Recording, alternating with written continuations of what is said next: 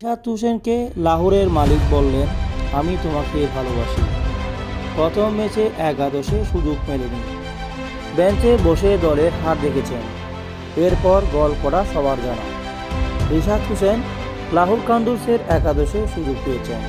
টানা 2 ম্যাচে 3টি করে উইকেট নিয়ে দলকে জিতিয়েছেন।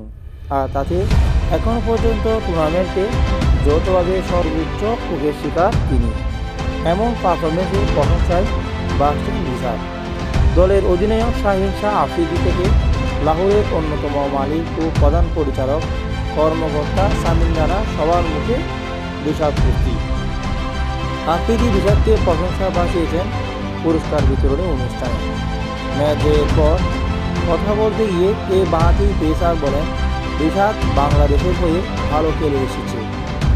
সে তাদের ভবিষ্যৎ তারকা। মাঝের ওভারগুলো সে দারুণ করেছে। তাদের মিডল অর্ডারে দাঁড়াতে দেয়নি। প্রশংসা না করেও বা উপায় কি? একটু আগেই তো রিশাদ দারুণ গুণে রেখেছেন। লাহোর 201 রানে তারা করতে নেমে 7 ওভার থেকে তারা যখন 3 উইকেটে 45 তখন রিশাদের আক্রমণে আফ্রিদি। প্রথম ওভারে রিশাদ 1 রান খরচ করে নেন 2 উইকেট। খান ও মাসুদ ও ইরফান খানকে ফেরান। নিজের দ্বিতীয় ওভারেও স্পিন পাশে ফেরান আফরান আফ্রিদি। 3 ওভারে রান দিয়ে নেন 1 উইকেট।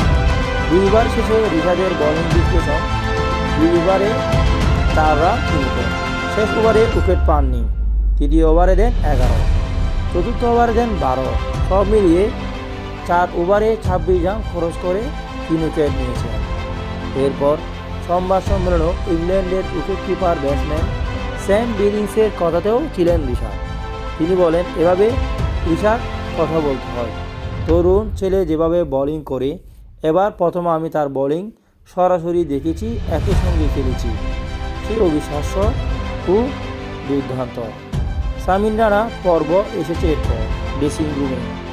ম্যাচ জয়ের পর আমরা বাংলাদেশের ভাই টুটু ভাই।